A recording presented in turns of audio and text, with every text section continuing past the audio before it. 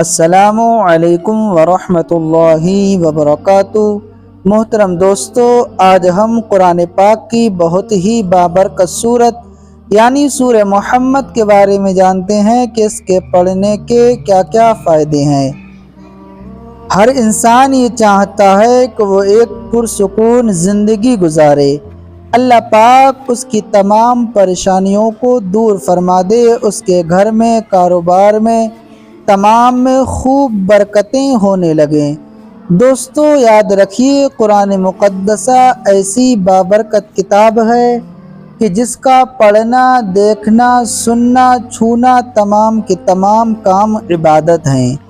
قرآن پاک پڑھنے کی برکت سے انسان کو بے شمار فائدے حاصل ہوتے ہیں۔ اللہ پاک قرآن مقدسہ پڑھنے کی برکت سے انسان کے دل کو روشن فرما دیتا ہے۔ دوستو سورہ محمد ایسی بابرکت سورت ہے، اگر کوئی شخص روزانہ اس بابرکت سورت کو پڑھنے کی عادت بنا لیتا ہے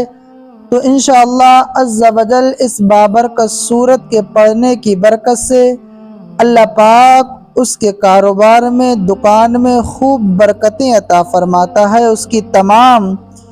دلی جائز دعاؤں کو قبول فرماتا ہے۔ تو آئیے دوستو اسی بابرکت سورت یعنی سورہ محمد کو سن لیتے ہیں۔ اعوذ باللہ من الشیطان الرجیم، بسم اللہ الرحمن الرحیم۔ الذين كفروا وصدوا عن سبيل الله أضل أعمالهم والذين آمنوا وعملوا الصالحات وآمنوا بما نزل على محمد وهو الحق من ربهم كفر عنهم سيئاتهم وأصلح بالهم ذلك بأن الذين كفروا اتبعوا الباطل وأن الذين آمنوا اتبعوا الحق من ربهم كذلك يضرب الله للناس أمثالهم فإذا لقيتم الذين كفروا فضرب الرقاب حتى إذا أسخنتموهم فشدوا الوثاق فإما منا بعد وإما فداء حتى تضع الحرب أوزارها ذلك ولو يشاء الله لانتصر منهم ولكن ليبلو بعضكم ببعض والذين قتلوا في سبيل الله فلن يضل أعمالهم سيهديهم ويصلح بالهم ويدخلهم الجنة عرفها لهم يا أيها الذين آمنوا إن تنصروا الله ينصركم ويثبت أقدامكم والذين كفروا فتعسا لهم وأضل أعمالهم ذلك بأنهم كرهوا ما أنزل الله فأحبط أعمالهم أفلم يسيروا في الأرض فينظروا كيف كان عاقبة الذين من قبلهم دمر الله عليهم وللكافرين أمثالها ذلك بأن الله مولى الذين آمنوا وأن الكافرين لا مولى لهم إن الله يدخل الذين آمنوا وعملوا الصالحات جنات تجري من تحتها الأنهار والذين كفروا يتمتعون ويأكلون كما تأكل الأنعام والنار مثوى لهم وكأي من قرية هي أشد قوة من قريتك التي أخرجتك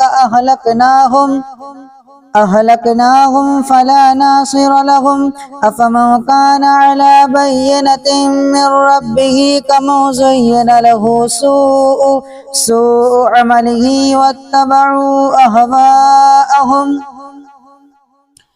مثل الجنة التي وعد المتقون فيها أنهار من ماء غير ياسن وأنهار من لبن لم يتغير طعمه وأنهار من خمر لذة للشاربين وأنهار من عسل مصفى ولهم فيها من كل الثمرات ومغفرة من ربهم كمن هو خالد في النار وسقوا ماء حميما فقطع أمعاءهم ومنهم من يستمع إليك حتى إذا خرجوا من عندك قالوا للذين أوتوا العلم ماذا قال آنفا أولئك الذين طبع الله على قلوبهم واتبعوا أهواءهم والذين اهتدوا زادهم هدى وآتاهم تقواهم فهل ينظرون إلا الساعة أو تأتيهم بغتة فقد جاء أشراطها فأنى لهم إذا جاءتهم ذكراهم فاعلم أنه لا إله إلا الله واستغفر لذنبك وللمؤمنين والمؤمنات والله يعلم متقلبكم ومثواكم ويقول الذين آمنوا لولا نزلت السورة فإذا أنزلت سورة محكمة وذكر فيها القتال رأيت الذين في قلوبهم مرض ينظرون إليك نظر المغشي عليه من الموت فأولى لهم طاعة وقول معروف فإذا عزم الأمر فلو صدقوا الله لكان خيرا لهم فهل عسيتم إن توليتم أن تفسدوا في الأرض وتقطعوا أرحامكم أولئك الذين لعنهم الله فأصمهم وأعمى أبصارهم أفلا يتدبرون القرآن أم على قلوب أقفالها إن الذين ارتدوا على أدبارهم من بعد ما تبين لهم الهدى الشيطان سول لهم وأملى لهم ذلك بأنهم قالوا للذين كرهوا ما نزل الله سنطيعكم في بعض الأمر والله يعلم إسرارهم فكيف إذا توفتهم الملائكة يضربون وجوههم وأدبارهم ذلك بأنهم اتبعوا ما أسخط الله وكرهوا رضوانه فأحبط أعمالهم أم حسب الذين في قلوبهم مرض أن لن يخرج الله أضغانهم ولو نشاء لأريناكهم فلعرفتهم بسيماهم ولتعرفنهم في لحن القول والله يعلم أعمالكم ولنبلونكم حتى نعلم المجاهدين منكم والصابرين ونبلو أخباركم إن الذين كفروا وصدوا عن سبيل الله وشاقوا الرسول من بعد ما تبين لهم الهدى لن يضروا الله شيئا وسيحبط أعمالهم يا أيها الذين آمنوا أطيعوا الله وأطيعوا الرسول ولا تبطلوا أعمالكم إن الذين كفروا وصدوا عن سبيل الله ثم ماتوا